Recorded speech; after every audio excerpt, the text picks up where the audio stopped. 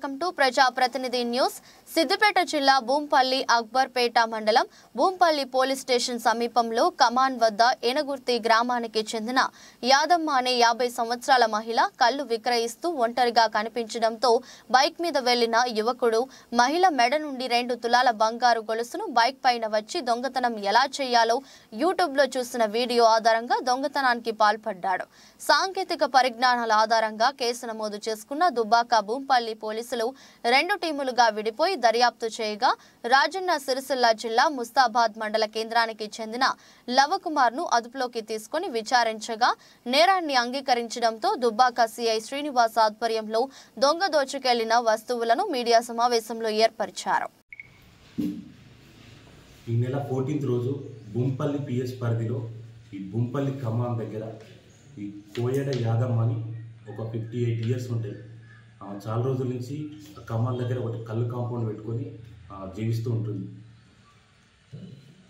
Same day ఒక unknown person సాయంత్రం 5 గంటల ప్రాంతంలో ఆమె దగ్గరికి వచ్చి కళ్ళు తీసుకొని ఎవరు లేనిది చూసి ఆ మెడలో ఉన్న బంగారు పుస్తల తాడు గుంజుకొని బైక్ మీద పారిపోతాడు.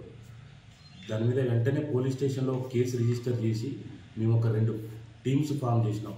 ఒక టీం ఇన్ఛార్జ్ వచ్చేసి మిర్దోడ్ ఎస్ఐ గారు, ఇంకొక టీము దుబ్బాక ఎస్ఐ గారు. వాళ్ళు ఒక 3 days regular monitoring, CC footage ఇవన్నీ వెరిఫై చేసిన తర్వాత దాదాపు ఒక 60-70 కెమెరాలు పరిశీలించేది. ఇటు నిజామాబాద్ సైడ్ కామారెడ్డి, అటు రామాయణపేట, చేగుంట, సిద్దిపేట, ముస్తాబాద్ ఈ ఏరియాలో ఉన్న కెమెరాలన్నీ ఒక 3-4 days వాళ్ళ టీము అనాలిసిస్ చేసి ఫైనల్గా 14th రోజు మార్నింగ్ ఆ సస్పెక్ట్ పర్సన్ దుబ్బాక టౌన్లోకి ఎంటర్ అయినట్టు మాకు కొన్ని క్లూస్ వచ్చినాయి. వెంటనే ఆ సీసీ ఫుటేజ్ ఆధారంగా పర్సన్ ఐడెంటిఫై చేసి ఆ బండి నెంబరు, మొబైల్ నెంబర్ తీసుకొని ఆ పర్సన్ వచ్చేసి లవన్ కుమార్, మ్యాన లవన్ కుమార్ అని ఒక 34 years ఉంటాడు. ఈ ముస్తాబాద్ ప్రాపరు. వాస్తవానికి అతన్ని పట్టుకున్న తర్వాత అతను చేసిన నేరం ఒప్పుకోండు. రీజన్ ఏంటంటే చాలా రోజుల నుంచి ఈ లోన్ యాప్లో డబ్బులు లోన్ తీసుకుంది. అవి పెద్ద మొత్తంలో ఒక 2-3 లక్షల వరకు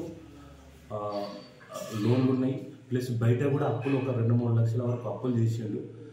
అసలు ఏం చేయాలో తెలియని పరిస్థితుల్లో అప్పటికప్పుడు ఈ యూట్యూబ్లో వీడియోలు చూసి ఈ దొంగతనం ఎట్లా చేయాలి, స్నాచింగ్ ఎట్లా చేయాలని కొన్ని వీడియోలు చూసి దాని ప్రకారం ఈ 14th రోజు అఫెన్స్ చేస్తాడు. తర్వాత అతను చేసిన నేరంలో ఈ బైకు, ఈ 2 తులాల బంగారం, ప్లస్ ఆ రోజు అతను అఫెన్స్ చేసిన రోజు వేసుకున్న డ్రెస్సు అవన్నీ రికవరీ చేయడం జరిగింది.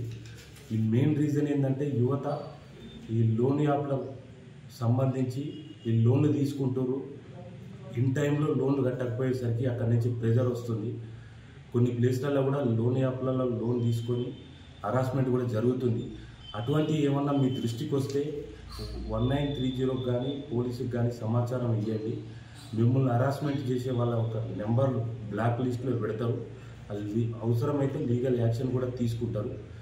అది తొందరపడి ఈ దొంగతనాలు ప్లస్ ఈ రాబరీలు, ఈ చిన్న అఫెన్స్ చేసి మీ ఫ్యామిలీ మెంబర్స్ అనవసరంగా సఫర్ చేయొద్దు. ఏదో తప్పిపుచ్చుకుందామని అనుకున్నా కానీ నేరస్తుడు ఎక్కడో ఒక్కడ 100% మనకు దొరుకుతాడు. ఏదో ఒక చిన్న క్లూ ఉంటుంది. అది దొరికిన తర్వాత కేసులు అయితే ఆ లైఫ్ స్పాయిల్ అవుతుంది. వాస్తవానికి ఇందులో దుబ్బాక ఎస్ఐ, మిర్దోడ్ ఎస్ఐ ప్లస్ ఈ ఐడి పార్టీ కానిస్టేబుల్ ఈ రామ్జీ, సాయి కృష్ణ, రాజిరెడ్డి ఒక 3-4 days 24 hours హార్డ్ వర్క్ చేసి దీంట్లో క్లూస్ అంటే ఐడెంటిఫై చేసి చివరికి అక్యూజ్ని పట్టుకోగలిగినాం. వాళ్ళందరినీ కూడా నేను అంటే అప్రిసియేషన్ చేస్తున్నాను.